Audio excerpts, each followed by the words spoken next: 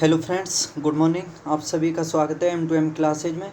जैसा आप सभी स्क्रीन पर देख पा रहे हैं, आज से मैं हिस्ट्री की क्लासें नियमित रूप से आप सभी के सामने स्टार्ट करने वाला हूं। इसमें मैं सभी टॉपिक वाइज हिस्ट्री की, जैसे हिस्ट्री को 3 भागों में बांटा गया है, प्राचीन, मध्य और आधुनिक, तो उसी हिसाब से इसमें क्लासें और इम्पोर्टेंट क्वेश्चंस आपके सामने लाता रहूँगा। तो आपको इस हिस्ट्री के बारे में कुछ संक्षेप में बता देता हूँ। और इसके हिस्ट्री के बारे में बता दूं कि इस शब्द की उत्पत्ति एक यूनानी भाषा का शब्द था, हिस्टोरिका, तो उस शब्द से मानी जाती है और इसका मतलब होता है छानबीन करके हमें जो जानकारी प्राप्त होती है उसी को हिस्ट्री कहते हैं। और इनकी जानकारी के हमारे पास 3 स्रोत हैं कुल। जैसे पहला है पुरातात्विक स्रोत यानी आर्कियोलॉजिकल सोर्सेज, फिर दूसरा है साहित्यिक स्रोत यानी लिटरेरी सोर्सेज, और तीसरा आर्कियोलॉजिकल हो गया, लिटरेरी हो गया, और डिस्क्रिप्शन ऑफ फॉरेन ट्रेवलर्स यानी विदेशी यात्रियों का विवरण, जिसके द्वारा विदेशी यात्रियों के द्वारा इसके बारे में जानकारी मिलती है। आपका एक मिनट का समय लूँगा बस, वीडियो को मतलब एंड देखना, ये मत समझना बोरिंग सा लगे तो कहीं वीडियो को छोड़ दो, बस शॉर्ट में बता देना चाहता हूँ। फिर उसके बाद आपके लिए जो इम्पोर्टेंट 100 क्वेश्चन के करीब लेकर के आया हूँ। मैं कहता हूँ प्राचीन भारत में जो पहला टॉपिक पढ़ाऊँगा मैं, इसमें प्रागैतिहासिक इतिहास के बारे में जो 100 क्वेश्चन लेकर के आया हूँ, उससे बाहर आपके एग्जाम में कोई क्वेश्चन नहीं जाएगा। ठीक है, तो अब समझ लो कि हिस्ट्री को 3 भागों में बांटा गया है, प्राचीन भारत, मध्यकालीन भारत और आधुनिक भारत। फिर उसके बाद जो प्राचीन भारत है उसको फिर से 3 भागों में बांट दिया। पहला है उसमें प्रागैतिहासिक, प्राचीन भारत को पहला बांटा गया प्रागैतिहासिक में, दूसरा आद्य ऐतिहासिक और तीसरा ऐतिहासिक। ठीक है, और फिर से जो प्रागैतिहासिक है उसको फिर से 2 भागों में बांट दिया, एक पाषाण युग और एक ताम्र युग। तो आज हम जो पढ़ने वाले हैं इस पाषाण युग में यानी प्रागैतिहासिक के बारे में पढ़ने वाले हैं। इसमें क्वेश्चन पाषाण युग के, ताम्र युग के, सब के आएंगे। और फिर पाषाण युग को फिर से 3 भागों में बांट दिया, पाषाण युग को फिर से 3 भागों में बांट दिया। पहला पुरापाषाण काल, दूसरा मध्यपाषाण काल और तीसरा नवपाषाण काल। तो याद रखना, इन सभी के बारे में मैं आपके सामने क्वेश्चन रखने वाला हूँ। इसमें अच्छे से मेरे साथ क्लास को एंड तक देखना। अब मैं आपको टॉपिक बता देता हूँ कि जो प्रागैतिहासिक काल में जो मैं टॉपिक पढ़ूंगा आपके सामने, जिससे संबंधित क्वेश्चन लेकर के आऊँगा। तो जैसे आज लेकर के आया हूँ ये प्रागैतिहासिक काल पहला टॉपिक है इसमें, प्राचीन भारत में। ठीक है, फिर उसके बाद प्राचीन भारत में दूसरा टॉपिक आएगा सिंधु घाटी की सभ्यता। इसमें मतलब 100, 200, 400 जितने भी क्वेश्चन आएंगे सब क्वेश्चन इसी से संबंधित आएंगे। फिर उसके बाद ऋग्वैदिक एवं उत्तर वैदिक काल में, फिर इसके बाद महाजनपद काल को पढ़ेंगे, फिर उसके बाद जैन, फिर बौद्ध धर्म, फिर मौर्य काल, फिर उत्तर मौर्य काल, फिर प्राचीन भारत का विदेशी आक्रमण, प्राचीन भारत पर विदेशी आक्रमण, फिर देखेंगे संगम युग के बारे में, चेर चोल पांड्य राजवंश सभी के बारे में देखेंगे। फिर दक्षिण भारत का इतिहास, चोल चालुक्य पल्लव वंश, फिर गुप्त काल के टॉपिक आएंगे, फिर गुप्तकालीन कटौती काल के बारे में, फिर प्राचीन काल की स्थापत्य कला। इन सभी से संबंधित आपके सामने क्वेश्चन लेकर के हम आता रहूँगा। प्रत्येक क्लास में एक टॉपिक को लाऊंगा। तो आज मैंने पहले क्लास में पहला टॉपिक रखा है प्रागैतिहासिक काल। तो इसमें देखो, प्रागैतिहासिक काल में पहले क्वेश्चन के साथ शुरुआत करता हूँ आपके सामने। क्वेश्चन है इसमें पहला। क्लास को स्टार्ट करने से पहले आपसे कह दूं कि अगर चैनल को आपने सब्सक्राइब नहीं किया है तो प्लीज़ चैनल को सब्सक्राइब करें। और क्लास अगर आपको थोड़ी मतलब बोरिंग सी लगे तो क्लास को छोड़ना मत, क्योंकि पढ़ाई बोरिंग ही लगती है, सभी को लगती है, आपको ही नहीं। अगर आप एंड तक इस पूरी वीडियो को देखोगे तो निश्चित कुछ ना कुछ मिलेगा, फ़ायदा ही होगा। ठीक है, तो इसमें पहला क्वेश्चन है कि प्राचीनतम कलाकृतियों का प्रमाण संबंधित है। बताइए, जो प्राचीनतम कलाकृतियाँ होती हैं या होती थी, उनका प्रमाण किससे संबंधित है? निम्न पूर्व पाषाण काल से, मध्य पूर्व पाषाण काल से, या उच्च पूर्व पाषाण काल से, या मध्य पाषाण काल से? बताइए। जैसे ये उच्च है, उच्च को आप समझ सकते हो पुरापाषाण काल से, मध्य को मध्य पूर्व पाषाण काल से। ठीक है, मध्य जो यानी पाषाण काल के पहले, और ये जो निम्न पूर्व पाषाण काल ये सबसे एंड का है इनमें तीनों में। तो बता दूं प्राचीनतम कलाकृतियों का प्रमाण संबंधित है उच्च पूर्ण पाषाण काल से, अच्छे से याद रखना।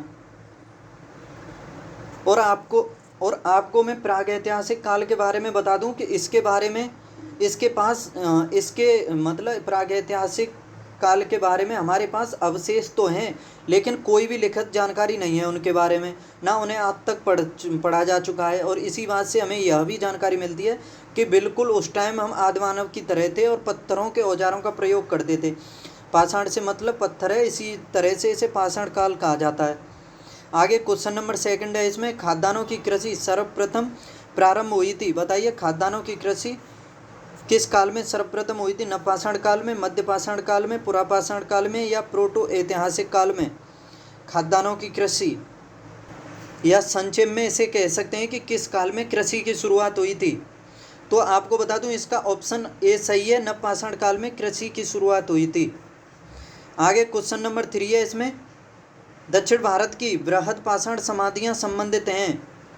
बताइए दक्षिण भारत की जो समाधियाँ हैं पाषाण समाधियाँ वो संबंधित हैं पूर्व पाषाण काल से, नवपाषाण काल से, ताम्रपाषाण काल से या लौह पाषाण काल से या लौह काल से? बताइए दक्षिण भारत की बृहद पाषाण समाधियाँ, तो ये हैं लौह काल से संबंधित हैं। आगे क्वेश्चन नंबर 4 है, इसमें भारत में मानव का सर्वप्रथम साक्ष्य कहाँ मिला है? बताइए भारत में मानव के सर्वप्रथम साक्ष्य कहाँ पर मिले हैं? नीलगिरी पहाड़ियों में, शिवालिक पहाड़ियों में, नल्ला मलाई पहाड़ियों में या नर्मदा घाटी में? आपको बता दूं नीलगिरी और नल्ला मलाई तो तमिलनाडु से संबंधित हैं, नर्मदा मध्य प्रदेश में पड़ती है और ये हिमालय का सबसे दक्षिणी भाग है। ठीक है, जैसे हिमालय को भागों में बांटा गया है, बृहद हिमालय, लघु हिमालय और शिवालिक, और एक हिमालय का भाग उत्तर पूर्वी हिमालय के नाम से भी जाना जाता है, जो उत्तर पूर्वी हिमालय के समांतर जो पहाड़ियाँ हैं। ठीक है, तो बता दूं इसका सही जवाब है नर्मदा घाटी में। नर्मदा घाटी में मानव का सर्वप्रथम साक्ष्य मिला था। भीमबेटका की गुफाएं भी मध्य प्रदेश में हैं, याद रखना। आगे क्वेश्चन नंबर 5 है, निम्न पूर्व पाषाण काल के मानव के बारे में निम्नलिखित में से कौन सा तथ्य सही है? बताइए निम्न पूर्व पाषाण काल के मानव के बारे में, वह पॉलिशदार कुल्हाड़ियों का प्रयोग करता था, वह कोर उपकरणों का प्रयोग करता था, वह पशुपालक था या वह लघु पाषाण उपकरणों का प्रयोग करता था? तो बताइए कौन सा सही है निम्न पूर्व पाषाण काल के मानव के बारे में? तो इसमें बता दूं ऑप्शन बी सही है, इसमें वह कोर उपकरणों का प्रयोग करता था। आगे क्वेश्चन नंबर 6 है, सिहावल एक पुरास्थल है। सिहावल जो है एक पुरास्थल है निम्न पूर्व पाषाण संस्कृति का, मध्य पूर्ण पाषाण संस्कृति का, उच्च पूर्ण पाषाण संस्कृति का, मध्य पाषाण संस्कृति का। आपको बता दूं कि ये जो प्रागैतिहासिक काल का टॉपिक है इसमें जो वर्ड यूज होते हैं वो कठिन होते हैं, इसी वजह से सभी को इंटरेस्ट कम आता है। तो मैं कहता हूं कि इसे इंटरेस्ट को न लेकर के बस इस वीडियो को अच्छे से देखो, एक बार देखो, 2 बार देखो। हमें तो एग्जाम से मतलब है, मज़े से क्या मतलब है। सिहावल के बारे में बता दूं कि ये निम्न पूर्व पाषाण संस्कृति का स्थल है। आगे क्वेश्चन नंबर 7 है, इसमें कि लंबवत पुरातात्विक उत्खनन के द्वारा किसी संस्कृति इनमें से किस पक्ष का विशेष ज्ञान होता है? बताइए लंबवत पुरातात्विक उत्खनन के द्वारा किस संस्कृति का इनमें से किस पक्ष का विशेष ज्ञान होता है? संस्कृति के क्षेत्र विस्तार का, संस्कृति के आकार का, संस्कृति के स्वरूप का या संस्कृति के काल मापन का? तो बता दूं इसका सही जवाब है संस्कृति के काल मापन का विशेष ज्ञान हमें होता है लंबवत पुरातात्विक उत्खनन के द्वारा। आगे फिर क्वेश्चन है इसमें कि मध्य प्रदेश में प्रागैतिहासिक शिलाचित्र कहाँ पाए जाते हैं? बताइए बाघ की गुफाओं में, उदयगिरी में, सोनगिरी में या भीमबेटका में? तो मैंने बताया था भीमबेटका मध्य प्रदेश से संबंधित हैं और ये प्रागैतिहासिक काल से भी संबंधित है। पूछा जाता है कि जो भीमबेटका की गुफाएं हैं उनका संबंध किस काल से है? तो प्रागैतिहासिक काल से है। क्वेश्चन नंबर 9 है, अल्मोड़ा के निकट लखुओडियार पर लाल रंग से उकेरी गई जो मानव आकृतियां मिलती हैं वो किस काल की हैं? लखुओडियार पर लाल रंग से जो उकेरी गई हैं मानव आकृतियां वो किस काल से संबंधित हैं? वैदिक काल से, कुषाण काल से, पाषाण काल से या चंद काल से? तो इसके बारे में बता दूं, ये पाषाण काल से संबंधित हैं। अल्मोड़ा उत्तराखंड में पड़ता है, पहले उत्तर प्रदेश में पड़ता था। आगे क्वेश्चन नंबर 10 है, इसमें राख का टीला निम्नलिखित किस नव पाषाण स्थल से संबंधित है? राख का टीला किस से संबंधित है बताइए? बुदिहाल से, संगन कल्लू से, कोल डेहवा से या ब्रह्मगिरी से? ये नव पाषाण कालीन स्थल है। तो इसका सही जवाब है संगन कल्लू से संबंधित है। वृहद पाषाण स्मारकों की पहचान की गई है सन्यासी गुफाओं के रूप में, मृतक को दफनाने के स्थलों के रूप में, मंदिर के रूप में, या उपरोक्त में से किसी के रूप में भी नहीं। तो इसमें बता दूं, वृहद पाषाण स्मारकों की पहचान मृतकों को दफनाने के स्थल के रूप में की गई है। आगे क्वेश्चन नंबर 12 है, निम्नलिखित में से किसे फलक संस्कृति कहा जाता है? बताइए, फलक संस्कृति निम्न पुरापाषाण कालीन संस्कृति, मध्य पुरापाषाण कालीन संस्कृति, या उच्च पुरापाषाण कालीन संस्कृति, या हड़प्पा संस्कृति? तो ये फलक संस्कृति कहा जाता है मध्य पुरापाषाण कालीन संस्कृति को फलक संस्कृति। मानव समाधानों में कुत्ते दफनाए गए थे गोफकराल में, बुर्जोम में, मारतंड में, या मेहरगढ़ में? बताइए, कुत्तों के साक्ष्य कहाँ से मिले हैं? जो मनुष्य के साथ कुत्तों के साक्ष्य मिले हैं वो कहाँ से मिले हैं? इसका सही जवाब है बुर्जोम में मिले हैं, ये बुर्जोम। इसके बारे में बता दूं, मानव के साथ कुत्तों के साक्ष्य बुर्जोम में मिले हैं और ये बुर्जोम जम्मू कश्मीर में पड़ता है। आगे इसमें बुर्जोम के नवपाषाण कालीन समाधानों में मनुष्य के साथ किस पालतू जीव को दफनाने की प्रथा प्रचलित थी? तो पहले क्वेश्चन में बता दिया, ये कुत्ता था। ऑप्शन बी इसका सही है, कुत्ते के साक्ष्य मिले हैं बुर्जोम जम्मू कश्मीर से, और ये वहाँ पर प्रथा भी थी। भारत में व्यवस्थित कृषि का प्राचीनतम प्रमाण कहाँ से प्राप्त किया है? बताइए, भारत में व्यवस्थित कृषि का प्राचीनतम प्रमाण कहाँ से प्राप्त हुआ है? व्यवस्थित मेहरगढ़, कालीबंगा, लोथल, या कोटदीजी से? तो इसके बारे में बता दूं, जो व्यवस्थित कृषि के प्राचीनतम प्रमाण मिले ये मेहरगढ़ से पड़ते हैं। मेहरगढ़ प्राचीन मतलब प्राचीन टाइम में तो इंडिया में पड़ता था और विभाजन के बाद ये पाकिस्तान में पड़ता है अब इस टाइम। ठीक है, मेहरगढ़ से मिले हैं व्यवस्थित कृषि के प्रमाण। आगे क्वेश्चन नंबर 16 है, भारतीय उपमहाद्वीप में कृषि के प्राचीनतम साक्ष्य कहाँ पाए गए हैं? वो पाकिस्तान में हो गया। पाकिस्तान में क्या, ये तो उपमहाद्वीप में पूछा है, उपमहाद्वीप में तो ये सभी देश आते हैं भारत के पड़ोसी भी। ब्रह्मगिरी से, चिराद से, या मेहरगढ़ से, या बुर्जोम से? तो इसका सही जवाब है मेहरगढ़ से। उस स्थल का नाम बताइए जहाँ से प्राचीनतम स्थायी जीवन के प्रमाण मिले हैं। उस स्थल का नाम बताइए जहाँ से प्राचीनतम स्थायी जीवन के प्रमाण। धौलावीरा, किले गुल मोहम्मद, कालीबंगा, या मेहरगढ़? बताइए कहाँ से मिले जीवन के साक्ष्य? ये भी ऑप्शन डी सही है इसका, मेहरगढ़ से ही जीवन के मतलब प्राचीनतम स्थायी जीवन के प्रमाण मेहरगढ़ से ही मिले। और इसके धौलावीरा के बारे में बता दूं कि ये धौलावीरा गुजरात में पड़ता है। ठीक है, याद रखना। और कालीबंगा राजस्थान में पड़ता है, राजस्थान का एक जिला है हनुमानगढ़, उसमें पड़ता है ये। और मेहरगढ़ हो गया राजस्थान, उसमें पाकिस्तान में। आगे देखते हैं, मध्य पाषाणिक प्रसंग में पशुपालन के प्रमाण कहाँ से मिले हैं? मध्यकालीन पाषाण प्रसंग में पशुपालन के प्रमाण लंगनाज से, वीर भानपुर से, आदमगढ़ से, या चोपनी मांडो से? तो इसका सही जवाब है आदमगढ़ से मिले हैं ये मध्य पाषाणिक प्रसंग में पशुपालन के प्रमाण आदमगढ़ से। निम्नलिखित में से किस क्षेत्र में चावल के उत्पादन के प्राचीनतम साक्ष्य मिले हैं? चावल के मध्य गंगा घाटी से, बेलन घाटी से, गोमल घाटी से, या बोलन घाटी से? ठीक है, याद रखना, चावल के उत्पादन के प्राचीनतम साक्ष्य मिले हैं बेलन घाटी से। और बेलन घाटी के बारे में बता दूं कि बेलन नदी जो है टोंस नदी की सहायक नदी है और यह निकलती है मिर्ज़ापुर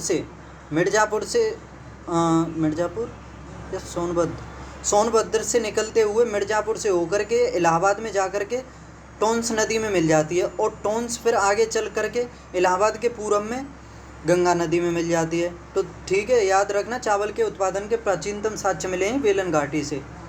फिर आगे है क्वेश्चन नंबर 20 है, उच्च प्रापाषाण कालीन युगीन हड्डी की बनी मातृ देवी की प्रतिमा कहाँ से प्राप्त हुई है? बताइए। उच्च प्रापाषाण काल युगीन हड्डी की बनी मातृ देवी की प्रतिमा गोदावरी घाटी यानी महाराष्ट्र में पड़ती है, नर्मदा घाटी मध्य प्रदेश, सोन घाटी मध्य प्रदेश और बेलन घाटी उत्तर प्रदेश। तो ये मिली है बेलन घाटी उत्तर प्रदेश से। भारत में प्रागैतिहासिक मानव का प्राचीनतम जीवाश्म निम्नलिखित में से किस स्थान पर मिला है? भारत का जीवाश्म सबसे पहला कहाँ पर मिला है? भीमबेटका, हाथनोरा, सराय नहार राय या दमदमा? तो बता दूं ये मिला है हाथनोरा से। हाथनोरा से मिला है भारत का प्राचीनतम साक्ष्य। ठीक है, तो इसमें बता दूं कि भारत में प्रागैतिहासिक मानव का जो प्राचीनतम जीवाश्म मिला है वो हाथनोरा मध्य प्रदेश का क्षेत्र है, उस जगह से मिले हैं प्राचीनतम प्रागैतिहासिक मानव के जीवाश्म। लेकिन कुछ इतिहासकार बताते हैं कि जो मानव की उत्पत्ति मानी जाती है वो अफ्रीका से मानी जाती है, अफ्रीका महाद्वीप से। लेकिन भारतीय इतिहासकार और बहुत इतिहासकारों के द्वारा माना गया है कि प्राचीनतम प्रागैतिहासिक का मानव का जो जीवाश्म मिला था वो हाथनोरा मध्य प्रदेश से मिला था। क्वेश्चन नंबर 22 है कि निम्नलिखित में से किस मध्य पाषाणिक स्थल से हड्डी के बने आभूषण प्राप्त हुए? मध्य पाषाणिक स्थल से हड्डी के बने आभूषण भगोर, वीरभानपुर या महदहा से। तो इसका सही है महदहा से मिले हैं ये मध्य पाषाणिक स्थल के हड्डी के बने आभूषण। हड्डी से निर्मित 23 आभूषण भारत में मध्य पाषाण काल के संदर्भ में प्राप्त हुए हैं सरायनाहड़ से, मदहा से। तो ये वही हो गया महदहा से। विंध्य क्षेत्र के किस शिलाश्रय से सर्वाधिक मानव के कंकाल मिले हैं? सर्वाधिक मानव के कंकाल किस क्षेत्र से मिले हैं? मोरहना पहाड़ से, घघरिया से, बगही खोड़ से या लेखैया से? तो इसमें बता दूं इसका डी सही है ऑप्शन लेखैया से। जो शिलाश्रय से मतलब विंध्यन क्षेत्र के शिलाश्रय से सर्वाधिक मानव के कंकाल लेखैया से मिले हैं। गंगा के मैदान में मानव बस्ती का प्राचीनतम अवशेष कहाँ मिला है? गंगा के मैदान में मानव बस्ती का बागोर, कालपी, आदमगढ़ या तेरी? बताइए। मानव बस्ती का प्राचीनतम अवशेष ये मिला है कालपी में। मानव बस्ती का गंगा के मैदान में पड़ती है ये कालपी। किस स्थल पर काले तथा लाल मृदांडों की स्तरीय स्थिति को OCP तथा PGW के मध्य सर्वप्रथम पहचाना गया?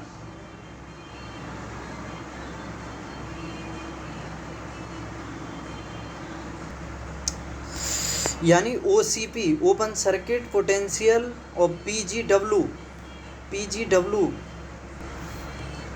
Publishers group west open circuit potential publishers group west इसके मध्य सर्वप्रथम पहचाना गया। यह बताइए किस स्थल पर काले तथा लाल मृदांडों की स्तरीय स्थिति को OCP और PGW के मध्य सर्वप्रथम पहचाना गया?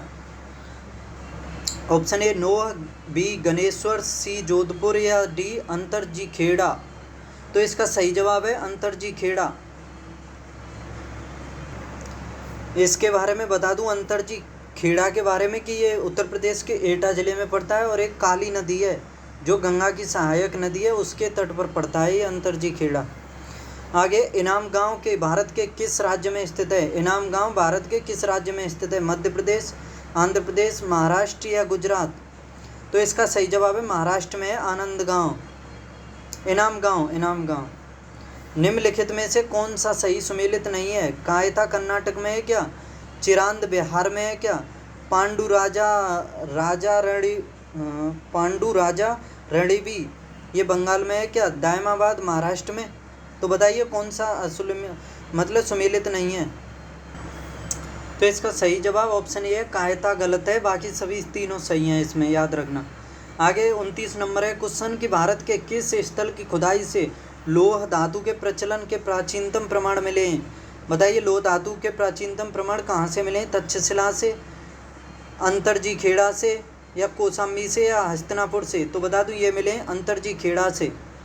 अंतरजी खेड़ा से खुदाई में लोहे के प्रथम साक्ष्य अंतरजी खेड़ा से मिले हैं। और इस अंतर्जी खेड़ा के बारे में बताया था, ये उत्तर प्रदेश में पड़ता है। भारत में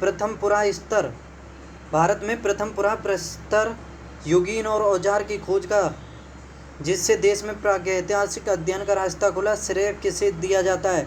बताइए, पुरा प्रस्तर युगीन औजार की खोज का श्रेय किसे दिया जाता है? ऑप्शन ए बर्केट को, ऑप्शन बी डेटेरा एवं पैटरसन को, आरवी बूट को, या एचडी सांकलिया को। तो इसका सही है जवाब आरवी बूट को दिया जाता है भारत में पुरा प्रस्तर युगीन औजार की खोज का। निम्नलिखित में से किसे भारत में प्रागैतिहासिक पुरातत्व का जनक माना जाता है? एचडी सांकलिया को, ए कनिंघम को, ए आर अल्चिन को, या रॉबर्ट ब्रूस फ्रूट को। तो इसके बारे में बता दूं, इसमें ऑप्शन बी सही है, ए कनिंघम, क्योंकि ए कनिंघम के द्वारा 1856 में, ए का मतलब है इसमें अलेक्जेंडर कनिंघम, इसका पूरा नाम है अलेक्जेंडर कनिंघम। इसके द्वारा 1856 में सबसे पहले प्रागैतिहासिक पुरातात्विक स्रोतों की खोज करने की कोशिश की गई थी, लेकिन यह किसी भी कंक्लूजन पर नहीं पहुंचा था, यानी कोई खोज नहीं कर सका था, लेकिन इसने कोशिश तो की थी। इसी वजह से इसे ऐतिहासिक पुरातत्व का जनक कहा जाता है, कनिंघम को। आगे फिर रॉबर्ट ब्रूस फुट, जिन्होंने भारत में प्रथम पूर्व पाषाणिक उपकरण की खोज की, ये मूलतः मतलब क्या थे? एक पुरापवन वनस्पति शास्त्री, एक पुरावनस्पति शास्त्री, एक भूवैज्ञानिक, एक पुरातात्विद, एक इतिहासकार। ये एक भूवैज्ञानिक थे, याद रखना अच्छे से। रॉबर्ट ब्रूस फुट एक भूवैज्ञानिक थे। वस्त्रों के लिए कपास की खेती का आरंभ पहले किसने किया? कहाँ से हुआ था कपास की खेती का? मिदा में, मेसोपोटामिया में, मध्य अमेरिका में, या भारत में? तो बता दूं, इसका सही जवाब है भारत में कपास की खेती के साक्ष्य मिले थे। ये अच्छे से समझ लो कि विश्व में जो सबसे पहले कपास की खेती की गई थी वह सिंधुवासियों के द्वारा ही की गई थी, और इनके द्वारा लोथल एवं रंगपुर में चावल के भी कृषि के साक्ष्य मिले हैं। लेकिन एक महत्वपूर्ण पॉइंट है, यहाँ पर गन्ने के कोई साक्ष्य नहीं मिले हैं। ठीक है, कपास भारतीयों के द्वारा की गई थी। कार्बन डेटिंग का प्रयोग किसकी उम्र निर्धारण के लिए किया जाता है? कार्बन डेटिंग वृक्षों की, पृथ्वी की, फॉसिल्स की, या चट्टानों की? तो इसका सही जवाब है फॉसिल्स की। फॉसिल्स की उम्र निर्धारित करने के लिए कार्बन डेटिंग का प्रयोग किया जाता है। आपको दो डेटिंग पद्धतियों के बारे में बता देता हूँ कि जिसके बारे में सिंधु घाटी सभ्यता की जो अनुमानित आयु थी उसका पता लगाया गया था कि जैसे एक मेथड था C14 डेटिंग मेथड, यानी बता देता हूँ इसे, C14 डेटिंग मेथड था ये। इसके द्वारा जो निर्धारित आयु की गई थी सभ्यता की, सिंधु घाटी सभ्यता की, वो थी 2500 BC से 1750 BC तक। उसके बाद एक और मेथड था C14 रेडियो कार्बन मेथड, उसके द्वारा 2350 से 1750 तक निर्धारित किया गया था। तो याद रखना, कार्बन डेटिंग फॉसिल्स के बारे में जानकारी प्राप्त करता है, मतलब फॉसिल्स की उम्र निर्धारित की जाती है कार्बन डेटिंग के द्वारा। मध्य प्रदेश के किस पुरातात्विक स्थल से प्रारंभिक ऐतिहासिक युग के विविध लोह उपकरण प्राप्त हुए हैं? घघरिया से, गैगेरिया से, कायथा से, या नागदा से? ये मिले नागदा से, याद रखना। गुफकराल निम्न में कहाँ स्थित है? गुफकराल स्वात घाटी में, ब्रह्मपुत्र में, सिंधु घाटी में, या गंगा नदी घाटी में? यह स्वात घाटी में। और इस स्वात घाटी को अच्छे से याद रखना, ये पाकिस्तान, उत्तर पश्चिमी पाकिस्तान में पड़ती है स्वात घाटी।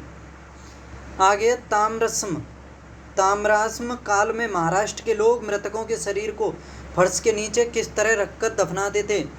ताम्राश्म काल में महाराष्ट्र के लोग मृतकों को फर्श के नीचे किस तरह रखकर दफनाते थे? उत्तर से दक्षिण की ओर, पूर्व से पश्चिम की ओर, दक्षिण से उत्तर की ओर, या पश्चिम से पूर्व की ओर? तो ये दफनाते थे उत्तर से दक्षिण की ओर। मध्य पाषाणिक संदर्भ में वन्य दहन का प्रमाण कहाँ से प्राप्त हुआ है?